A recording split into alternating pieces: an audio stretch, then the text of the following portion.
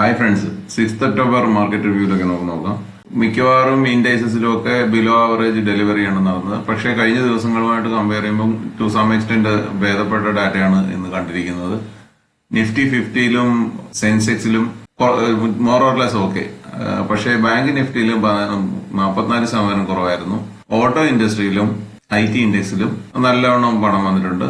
Small ക്യാപ്പിലും കുഴപ്പമില്ലാതെ പണം വന്നിട്ടുണ്ട്.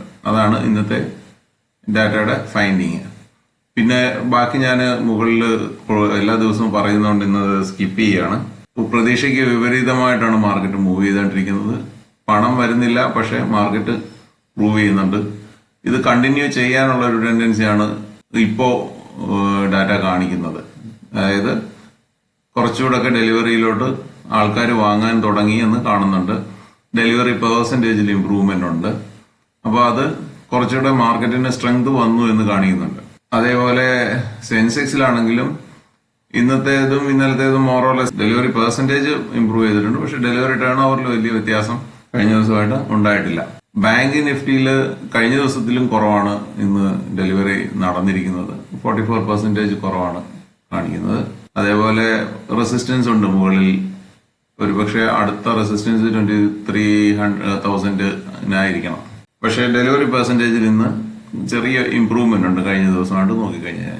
PSU ബാങ്കിന്റെ ഡാറ്റ വീണ്ടും വീക്ക് ആയിക്കൊണ്ടിരിക്കുകയാണ്. 66% കുറവാണ് ആവറേജിനെക്കാട്ടിലും.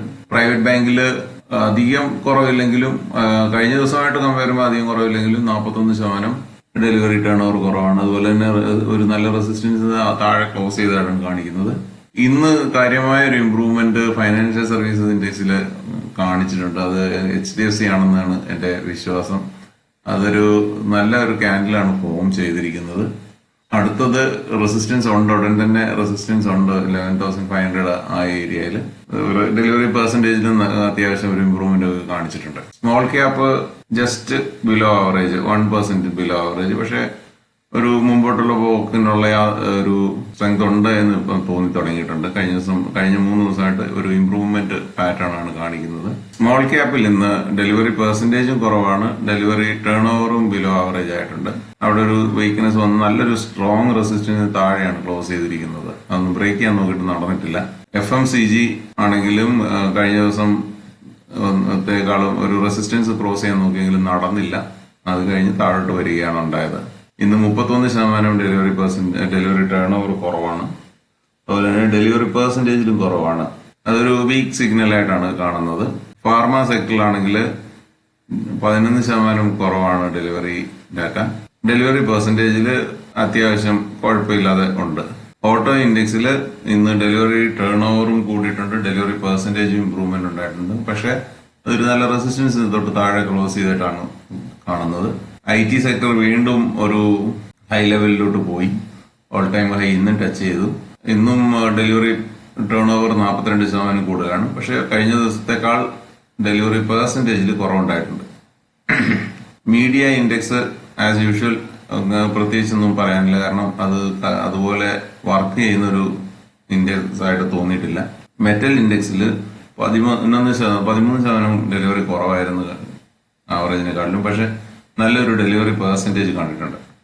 അതേപോലെ തന്നെ number of pick above 100 crore നിന്ന് കുറച്ച് കൂടുതൽ വന്നിട്ടുണ്ട്.